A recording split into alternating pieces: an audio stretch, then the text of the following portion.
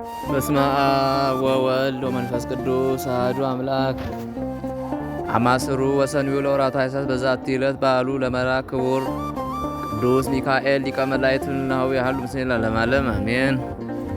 እንደ አምላክ በሚሆን በአብ በወልድ በመንፈስ ቅዱስ ታኅሣሥ 12 በዚህች ቀን የመላእክት አለቃ የቅዱስ ሚካኤል የበዓሉ መታሰቢያ ነው። በዚህችም ቀን በዚህ ወር እግዚአብሔር ወደ ባቢሎን አገር ላከው። የባቢሎን ንጉሥ ናቡከደነጾር ሶስቱን ልጆች አናንያን፣ አዛርያንና ሚሳኤልን ከእሳት ማንደጃ ውስጥ በጣላቸው ጊዜ አራተኛ ገጽ ሆኖ ታየ። የእሳቱም ነበልባል 49 ክንድ ያህል ወደ ላይ ከፍ ከፍ አለ። የጨመሯቸውን ሰዎችና እሳት የሚያነዱትን አቃጠላቸው። ይህ የከበረ መልአክ ሚካኤል የእሳቱን ነበልባል በበትሩ መትቶ ከ3 ደቂቅ ላይ አጥፍቶ አዳናቸው። ምንም አልነካቸውም፣ እንደ ቀዘቀዘ እንደ ጧት ጤዛም አድርጎታልና። በዚያን ጊዜ አባቶቻችን ፈጣሪ እግዚአብሔር ይክበር ይመስገን እያሉ 6 ቃላትን ተናገሩ። በዚህም ከ600 ዓመት በኋላ ክርስቶስ እንደሚወለድ ትንቢት ተናገሩ። ከዚህ በኋላ የጌታ እግዚአብሔር ሥራዎቹ ሁሉ ያመሰግኑታል፣ እርሱ ለዘላለሙ ምስጉን ልዑልም ነው እያሉ 33 ጊዜ ያመሰግኑት። በዚህም በምድር ላይ 33 ዓመት ክርስቶስ እንደሚኖር አመለከቱ። ስለዚህም አባቶቻችን የቤተ ክርስቲያን መምህራን የመላእክት አለቃ የቅዱስ ሚካኤልን የበዓሉን መታሰቢያ እናደርግ ዘንድ ሰሩ። እግዚአብሔር ምስጋና ይሁን፣ እኛንም በቅዱስ ሚካኤል አማላጅነት ይማረን፣ በረከቱም ከእኛ ጋር ትኑር ለዘላለሙ አሜን።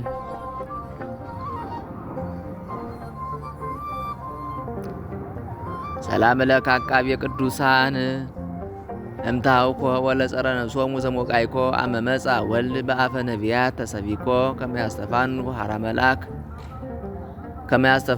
ሐራ መላኮ እስከ ምጽናአት 5 ሚካኤል ተለውኮ። በዚህችም ዕለት ዳግመኛ የከበረ አባት የዋልድባው አባ ሳሙኤል የዕረፍቱ መታሰቢያ ነው። ለዚህም ቅዱስ የአባቱ ስም እስጢፋኖስ የእናቱም ስም አመተ ማርያም ነው። እነርሱም በዘመድ የከበሩ ደጎች ናቸው። በአክሱም ምድርን ወለዱት። አደገ ጊዜም የቤተ ክርስቲያንን መጻሕፍት አስተማሩት። አባቱና እናቱም በሞቱ ጊዜ ወደ ደብረ በንኮል ገዳም ወደ አባ አድሃኒ ሄዶ የምንኩስና ልብስን ለብሶ በጾምና በጸሎት እየተጋደለ ኖረ። ፈጽሞ ከሻገተ ጎመን በቀር አይበላም ነበር። የሚጠጣውም ውሃ ነው። እህል በመፍጨትና ውሃ በመቅዳት ሥራ መነኮሳቱንም ይረዳቸው ነበር። ዘመዶቹም ወደ እርሱ እየመጡ ባስቸገሩት ጊዜ ወደ ሌላ ቦታ ሄደ። እግሮቹም እስቲያብጡ ድረስ በጾም በስግደት በመቆም ተጋደለ። ከዚያም ወደ ሌላ በረሃ ሂዶ 40 መዓልት 40 ሌሊት ምንም ውሃ ሳይቀምስ ኖረ። አንበሶችና ነብሮች የሚያስፈሩትም አራዊት ሁሉ ወደ እርሱ በመምጣት ይሰግዱለታል፣ የእግሮቹን ትቢያም ይልሱ ነበር። በአንዲትም ዕለት በጎዳና ሲጓዝ ታላቅ ወንዝን ውሃው መልቶ አገኘ። መጽሐፍና እሳትም ከእርሱ ጋር ነበረ። ጸሎትንም አድርጎ ወደ ውሃው ገባ። ውሃውም ዋጠውና ወደ ታች አወረደው። በእግዚአብሔርም ኃይል ወደ ማዶ በጣለው ጊዜ መጽሐፉ ሳይደመሰስ እሳቱም ሳይጠፋ አገኘው። ሰይጣንም በሚያስፈሩ አራዊት እየተመሰለ ይፈታተነው ነበር። እርሱ ግን ፈጣሪውን በመታመን ልቡ የታሰረ የጸና ስለሆነ አይፈራ። እርሱም ሲጸልይ ክብር ይግባውና ጌታችን ክርስቶስ ወደ እርሱ መጣ። በምራቁም መላ ሕዋሳቱን ቀብቶ ኃይልን አሳደረበት። ከዚያችም ዕለት ጀምሮ እግሮቹን የሚያስር ሆነ። ማቅንም ለብሶ በየሌሊቱ ሁሉ ከውሃ ውስጥ በመግባት የዳዊትን መዝሙር 5 ጊዜ ያደርሳል። ቁጥር በሌለው ግርፋትም ጀርባውን ይገርፍ ነበር። አንበሶችም በበዓቱ አጠገብ ይሰማራሉ። እርሱም አካላቸውን ይሰፍራል፣ ይለካል። ቁስላቸውንም በጥቶ ሾህና አሜከላ ያወጣላቸዋል። ከዚህም በኋላ ብዙ ደቀ መዛሙርት ወደ እርሱ ተሰበሰቡ፣ በተጋድሎውም ተጠመዱ። ከእርሳቸውም የመጀመሪያው አባ ዘሩፋኤል ነው። በአንዲትም ዕለት በገዳመ ለጋስ ከሚኖር አባ ገብረ መስቀል ጋር ተገናኘ። ከዚህም በፊት አልተያዩም ነበር። የእግዚአብሔርንም ገናንነት ሲጨዋወቱ ዋሉ። በራት ጊዜም ጸሎትን ሲያደርጉ የተዘጋጀ ማዕድ ወርዶላቸው ተመግበው እግዚአብሔርን አመሰገኑ። ከዚህ በኋላ በአንዲት ዕለት ከአንድ ገዳማዊ ጋር ተገናኘ። እግዚአብሔርም ያደረገላቸውን ምስጢር በሚነጋገሩ ጊዜ አባታችን ሳሙኤል እንዲህ አለ። እነሆ እኔ ባሪያም ቁሜ ከ24ቱ ካህናተ ሰማይ ጋር የአምላክን መንበር ሳጥን 12 ዓመት ሆነኝ። ለመቀደስም በሚገባ ጊዜ ህብስትና ወይንን የተመላ ጽዋም ይወርድለታል። የእመቤታችን የቅድስት ድንግል ማርያምንም ውዳሴዋን ሲያነብ እንዲህ ያህል ከምድር ወደ ላይ ከፍ ከፍ ይላል። እመቤታችን ማርያምም ወደ እርሱ መጥታ የሚያበራ ዕንቁንና ንጹሕ ዕጣንን ሰጠችው። ፍልሰቱም ሲቀርብ የመላእክት አለቃ ቅዱስ ሚካኤል በክንፎቹ ተሸክሞ አወጣው። የሰማያዊት ኢየሩሳሌምን ተድላዋን ሁሉ አሳየው። ወደ ልዑል እግዚአብሔርም ዙፋን ፊት አቅርቦ ስሙን ለሚጠራ መታሰቢያውን ለሚያደርግ ቃል ኪዳን ተቀበለ። ወደ በዓቱም ሲመለስ ለደቀ መዛሙርቱ ነገራቸው። ከዚህ በኋላ በሰላም በፍቅር አረፈ። ለእግዚአብሔር ምስጋና ይሁን። እኛንም በዚህ ቅዱስ አባት ጸሎት ይማረን፣ በረከቱም ከእኛ ጋር ትኑር ለዘላለሙ አሜን። ሰላም ለከ እንተፈረይከ ህገ ሳሙኤል ዘኮንከ ላስካለ ሕይወት ሀረገ በረድኤትከ ክፍለነ ወእደ ሃሎከ አሪገ ረድኤትከሰ ወለተ ከላባት መዘገ ዘምስለ ሄራን ከመሃሉ ደርገ።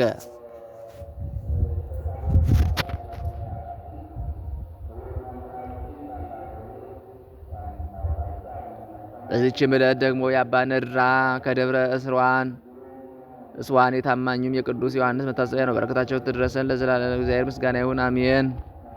በዚችም ቀን የቅዱሳን ኤጲስቆጶሳት የቀሳውስትና የዲያቆናት የአንድነት ስብሰባ በሮሜ ከተማ ሆነ። ይህም የሆነው ከሃዲው ዳኪዎስ በነገሰ በመጀመሪያው ዓመት በሮሜው ሊቀ ጳጳሳት በቆርኔሌዎስ የሹመት ዘመን፣ በእስክንድሪያ ሊቀ ጳጳሳት በዲዮናስዮስ ዘመን፣ በላንድዮስም በአንጾኪያ ሊቀ ጳጳሳት ሆኖ ሳለ ግርማኖስም የኢየሩሳሌም ኤጲስቆጶስ ሆኖ ሳለ ነው።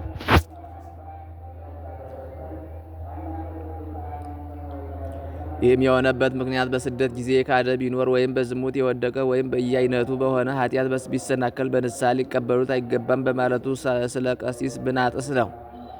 አባት ቆርኔሌዎስ ስለዚህ አንድ ጊዜ ዳግመኛም 3 ጊዜ ገሰጸው፣ መከረውም፣ ግን አልሰማውም። ስለዚህም 60 ኤጲስቆጶሳትን መጻሕፍትን የተማሩ 18 ቀሳውስትንና 40 ዲያቆናትን በእርሱ ላይ ሰበሰበ። እነርሱም ስለዚህ ነገር ብናጥስ ቀሲስን ተከራከሩት። በቀሲስ ብናጥስም ምክንያት አድርጎ የተነሳው ሐዋርያ ጳውሎስ ለዕብራውያን ሰዎች በ6ኛው ምዕራፍ ጥምቀትን ከተቀበሉ በኋላ ከሰማይ የሚሰጥ ጸጋውን ከቀመሱ በኋላ በመንፈስ ቅዱስም አንድ ከሆኑ በኋላ አይቻልም መልካሙንም የእግዚአብሔርን ቃልና በኋላ የሚመጣውን የዓለምን ኃይል ካወቁ በኋላ ንስሐቸውን ሊያድሷት የእግዚአብሔርንም ልጅ ሊሰቅሉላቸው ሊያዋርዱላቸው ዳግመኛም ሊወድቁ አይገባም ያለውን ኃይለ ቃል ምክንያት አድርጎ ነው። እነዚህ አባቶችም እንዲህ ብለው መለሱለት። ሐዋርያ ጳውሎስ ንስሐ ለሚገባ ሰው ይህን አላለም፣ በኃጢአት በወደቀ ጊዜ በየጊዜው የክርስትና ጥምቀትን ስለሚጠመቅ ሰው ነው እንጂ። ስለዚህ ሐዋርያው እንዲህ የሚለውን ቃል አስከተለ። ዳግመኛም የእግዚአብሔር ልጅ ሊሰቅሉላቸው ሊያዋርዱላቸው ይገባልን? መከራ መስቀሉ አንድ ጊዜ ብቻ እንደሆነ እንዲሁም ጥምቀት አንድ ጊዜ ብቻ ናትና፣ ንስሐ ግን በሁሉ ጊዜ ትገኛለች። አንተ እንደምትለው ከሆነ በኃጢአት የወደቀ ዳዊትን ጌታችንን ክዶት የነበረ ጴጥሮስን ንስሐ አልተቀበለምን? አጽናኝ የሆነ የመንፈስ ቅዱስን ሀብት አልሰጠውምን? በምእመናንስ ላይ በከንቱ ሾመውን? በእጁ የሰራውን ሁሉ የተጠመቀውም የጠፋ ነውን? አንተ እንደምትለው ይህ ስንፍናና ድንቁርና ነው። ክብር ይግባውና ጌታችን ግን ሃይማኖትን ለካደ ወይም በኃጢአት ለወደቀ ለሁሉም ንስሐን ሰርቷል። ብናጥስ ሆይ ከዚህ ከረከሰ ከከፋ ምክር ተመለሰህ ንስሐ ግባ። እግዚአብሔርም ለራስና ለሰው ልጅም ሁሉ ጠላት አትሁን። እርሱ ግን ክፉ ሐሳቡን አልመለሰም፣ ትምህርታቸውንም አልተቀበለም። አውግዘውም ከምእመናን ለዩት፣ በትምህርቱ የሚያምኑትንም ሁሉ ለዩአቸው። እግዚአብሔር ምስጋና ይሁን። እኛንም በጸሎታቸው ይማረን፣ በረከታቸው ከእኛ ጋር ትኖር ዘላለሙ አሜን። ሰላም ለጉባኤክሙ ውስጥ ሀተኒ ከኔሳ ኤጲስቆጶሳት ስሳ በኃይለ ብናጥስ ታጽርኡ ዘተመሰለ ከመ እንስሳ ኢይትወከፉ ንስሐ ዘይቤም ድኅረ ገብረት አበሳ እስመ ይትነጽእ ነፍስ ዳግመ እምርኩሳ። በዚችም ዕለት በከሃዲው ዲዮቅልጥያኖስ ዘመን ቅዱሳን አንጢቆስና ፎጢኖስ በሰማዕትነት አረፉ። ይህም ሰማዕት አንጢቆስ ንጉሡ ምእመናንን ያስራቸው ዘንድ አሰርቶ በፊቱ ያኖራቸው የስቃይ መሳሪያዎችን ባየ ጊዜ በቆራጥነት ከሕዝብ መካከል ተነስቶ ንጉሡን ተከራከረው። ንጉሡም አስረው ወደ ጨዋታ ማታ ቦታ አውጥተው ክፉን አንበሳ እንዲለቁበት አዘዘ። አንበሳውም ወደ እርሱ በደረሰ ጊዜ ቀኝ እጁን ዘርግቶ ፊቱንና ጉንጩን አሻሽቶ ተወው። ንጉሡም አይቶ ራሱን በሰይፍ ይቆርጡ ዘንድ አዘዘ። ወታደሩም ሰይፉን በመዘዘ ጊዜ ተቀጠቀጠ፣ መንቀሳቀስም ተሳነው። ሁለተኛም ሰውነቱ ፈጥና እንድትቆራረጥ ከበታችሁ የእሳት ፍም ወደ ተነሳበትና ተቆራርጦ የሚለያይ መሳሪያ ወዳለው መንኮራኩር ውስጥ እንዲጨምሩት አዘዘ። እግዚአብሔርም ከዚህ አድንዎት ያለ ጉዳት በጤና አስነሳው። ዳግመኛም በውስጡ እርሳስ ወዳፈሉባት ጋን ውስጥ እንዲጨምሩት አዘዘ። ሕዝቡም እያዩ የእግዚአብሔር መልአክ መጥቶ ከጋኑ ውስጥ ነጥቆ በዲዮቅልጥያኖስ ፊት አቆመው። ፎጢኖስም ይህን ድንቅ ታምር ባየ ጊዜ ልብሱን ጥሎ ተነስቶ ወንድሙን አንጢኮስን ሳመው። ከዳተኛውም ንጉሥ አንተ ጎስቋላ ወንድሜን እንዴት ታሸንፈዋለህ ብሎ ረገመው። ዲዮቅልጥያኖስም ሰምቶ በአንገታቸው ዛንጅር በእግሮቻቸውም እግር ብረት አግብተው ወደ ወህኒ ቤት እንዲጨምሯቸው አዘዘ። ከዚህ በኋላ ስጋቸው ሁሉ ይበታተን ዘንድ ጥፍር ባለው ብረት እንዲሰነጥቋቸው አዘዘ። ዳግመኛም ወደ ጨዋታ መስክ ወስደው በድንጋይ ወግሯቸው ዘንድ አዘዘ። ምን የነካቸው የለም። ዳግመኛም በብዛት ገርፈው በቁስላቸው ውስጥ ጨው ጨመሩ። 3 ቀንም ወደ አነደዱት የውሽባ ቤት ማንደጃ ውስጥ ጨመሯቸው። እርሱም እንደ ቀዝቃዛ ጠል ሆነላቸው። የውሽባ ቤቱን በከፈቱት ጊዜ የእግዚአብሔርን ገናንነት ሲነጋገሩ አገኟቸው። ከዳተኛ ንጉሥም ባየ ጊዜ እጅግ ተቆጣ። ነበልባሉም ከፍ ከፍ እስከሚል በማንደጃ ውስጥ እሳትን አንድደው ቅዱሳኑ ወደዚያ ይጥሏቸው ዘንድ አዘዘ። በውስጡም ቁመው ረጅም ጸሎትን አደረጉ። አንድ አምላክ በሚሆን በአብ በወልድ በመንፈስ ቅዱስም ፊታቸውን አማተቡ። ነፍሳቸውንም በእግዚአብሔር እጅ ሰጡ። ስጋቸውም ከቀኑ 2 ሰዓት ጀምሮ እስከ ሌሊቱ 6 ሰዓት ድረስ በእሳቱ ፍህም ላይ ነበር። የነካው ነገር ግን የለም። የራሳቸው ጠጉርስ እንኳ አልተቃጠለም። ምእመናንም ስጋቸውን በሌሊት ወሰዱ። ለክብራቸውም እንደሚገባ ገንዘው በመልካም ቦታ ቀበሯቸው። ከእሳቸውም አስደናቂዎች ታምራት ተገለጡ። ለእግዚአብሔር ምስጋና ይሁን፣ እኛንም በጸሎታቸው ይማረን፣ በረከታቸውም ከእኛ ጋር ትኑር ለዘላለሙ አሜን። ሰላም በብልንዘ አሐሊ ሐዋ ዘላንጢቆስ ሰማዕት ምስለ ፎጢኖስ ወሆዘ ይውግርም ወሎቱ ጽበ ንጉሥ አዘዘ ውገተ አንበሳ መንገለ ይዋሃት ግእዘ።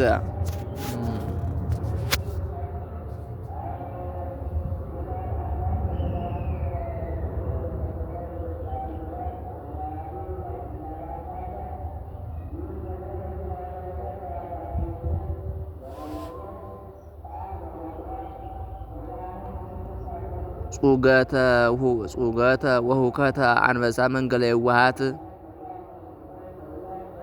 አግአዘ እስከ መልታይቶ ሐሰሰ ወጽህሞ መዝመዘ። ሰላም መብል ላንጢቆስ ማህበሮ እለበሳት ፈጸሙ ረዊፀ ወተባድሮ ያብጽሁኒ እሉ ምስለ መላእክት ድርገተ ዘምሮ ህየ አህሉ ወሬዛ ነዳየ ኩሉ አይምሮ ሀበይ ዘብጣ ደናግል ከበሮ። በዚችም ቀን የቅዱሳን የሰማዕታት አውሴስና የእንጦንዮስ የሮሜው አባ መሐር መታሰቢያቸው ነው። በረከታቸውም ትድረሰን። ለእግዚአብሔር ምስጋና ይሁን ለዘላለሙ አሜን።